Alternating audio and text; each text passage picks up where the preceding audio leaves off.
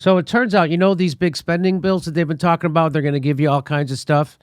They're going to give you family leave. They're going to give you tax credits for your kids. Sounds like candy. They're going to give you health care. They're going to expand your Medicare. They're going to do all these great things. They're not doing any of them.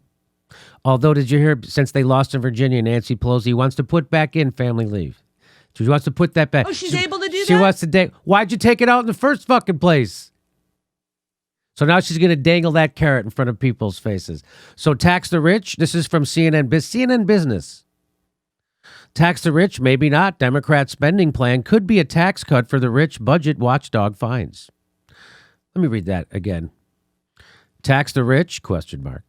Maybe not, period. Democrat spending plan could be a tax cut for the rich, budget watchdog finds. This is by Matt Egan of CNN Business.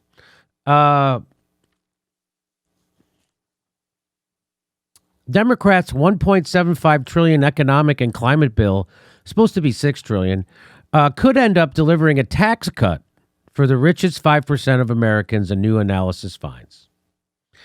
The Build Back Better framework by the White House was released. Some observers expected the package will eventually include a repeal of the $10,000 cap on the federal deduction for state and local taxes, known as SALT. State and local taxes. SALT. So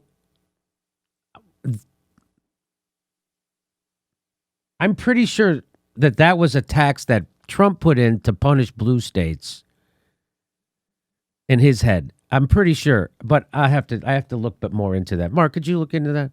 The Bipartisan Committee for a Responsible Federal Budget, but for a responsible federal budge, I'm going to think that's budget, and that's a misprint, found that the repealing the SALT cap would more than offset the planned tax hikes on the rich. So remember they were going to tax the rich too. That's the big Democratic thing. We're going to finally make the rich pay their fair share. Well, according to these people, the tax cut that is in the bill is going to more than offset the tax hike. So they're going to get a tax cut. This bill's actually a tax cut for the upper 5%. This is awesome. Talk about rubbing salt in a wound. Am I right? Come on. Come on, people. Come on. This is what I'm supposed to do here. A 2-year SALT cap repeal, if included, would reduce taxes on the top 5% of earners by over $70 billion in fiscal 2023. Hey, don't worry, though. We can always afford tax cuts and more money, so it'll be fine. We can always afford that. Don't worry about it. So let me get this straight. They started by saying they were going to tax billionaires and ended up giving them a tax break, and no one is rioting? That's what I keep asking at this show. I thought people would start rioting after the CARES Act, after they gave $5 trillion to the richest 1,000 people, and then they didn't. And I thought when people start rioting after they closed down everybody's business, and they didn't pay their salary. They didn't do that in any other country. Any other country, they closed your business because of COVID. They paid the workers. They didn't do that in this country. The richest country in the world didn't do that. And that's when Dylan Ratigan was coming on this show predicting social unrest because of it. Didn't happen. How about, still is it happening? They gave another tax cut to billionaires. That's what they're doing. Still not happening. U.S. President Joe Biden and his fellow Democrats promised voters sweeping drug price reform. They've been fucking promising that. The Democrats have been promising drug price reform since 2006. 2006. Guess what? You're not getting it. What are you going to get? Watch this. It's their signature social spending. But they agreed to move ahead with a far less ambitious proposal. What is the... Yeah, that's right. You want a drug price cut? Shut up, fat. You ready for this? The drug pricing agreement allows the federal government Medicare health insurance program for the elderly to start in 2023, negotiating the prices on 10 of the costliest drugs for disease. So in 2023, they can start negotiating, and then those prices will take effect in 2025 for those 10 drugs. This is real. Great progress. Oh, is my medicine included? When will we find out which medicines are going to be affordable? So the rest of the medicines will be unaffordable, but we'll try to make those 10 medicines affordable. That's their big freaking thing. That's literally what they're going to do. What the hell kind of a system is this? We're going to make 10 drugs affordable, the rest unaffordable. 10 drugs. Remember when Democrats, this is David Sirota, friend of the show, who tried to trick people into thinking McCarthy become. Remember when Democrats won the 2020 election promising a $15 minimum wage, and then they immediately discarded the entire idea, and then they were destroyed in the very next election? Yes, I remember that. I remember that just happened. Remember that? Yeah, I remember that. Build Back Better was always going to end up being nothing but a tax cut for the rich. The rest was theater, said Citizen Uprising. Wow. Well, I'd like to see the tweet where you predicted that, because anybody could say it now. But that's still true. It's still accurate. It's very accurate, and that's why we are featuring it. Marianne Williamson makes the show again. The problem is, because people were, I saw Cenk Uygur tweeting out, the problem is the messaging. Democrats can't. Oh, really? Democrats can't get their message out. The problem is not just messaging. The problem is failure to deliver. Yes. Also, but the bigger problem, Marianne, is that there's no intention to deliver. So they're not trying to deliver and they fail. They're not intending to deliver. Okay, hang on. I'm getting a very important text. SALT was enacted by Trump in 2017.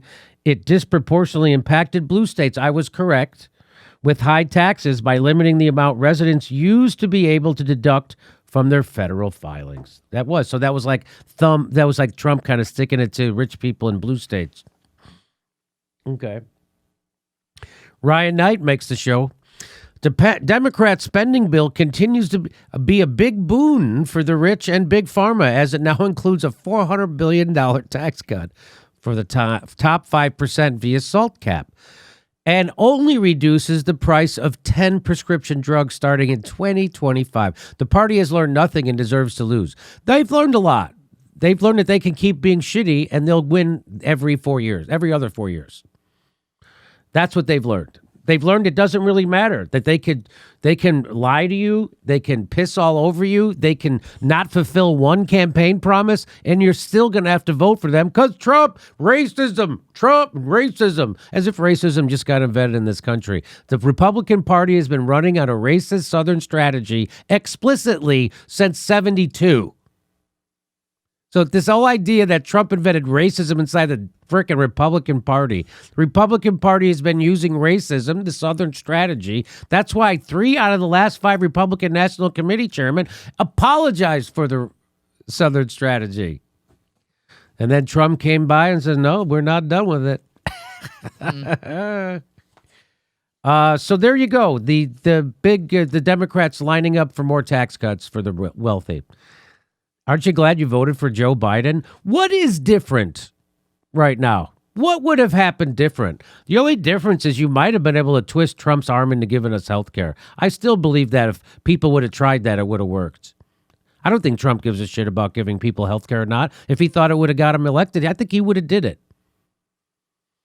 I don't think he cares. I don't think he's beholden to the pharmaceutical. By the way, when he ran, he could talk a good game about the pharmaceutical companies, and he said he was going to give everybody health care. He said he was going to lower drug prices. He said he was going to pull us out of those wars. And what did he do? He didn't pull us out of Afghanistan. He didn't pull us out of those wars.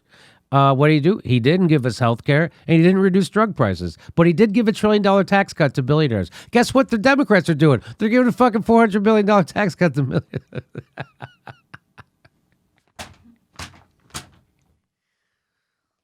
So I understand why people like Trump, because the establishment actually does hate him.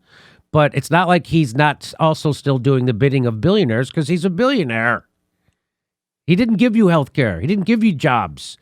He didn't do anything. He deported less Hispanics than, if you voted him because of immigration, he deported less Hispanics than Obama. So I get it. I get why people want Trump to be, but he's not what he presents. I understand why you would enjoy Trump and want him to be president if he was what he presented to be, a guy who was going to fight back against the moneyed interests. He's not. He is one of the moneyed interests. Like when he was running for president, he would go, I would go and I would give all these people money and they would do what I say. Yeah, well, what makes you think he wants anything different done now than when he was paying them? All right.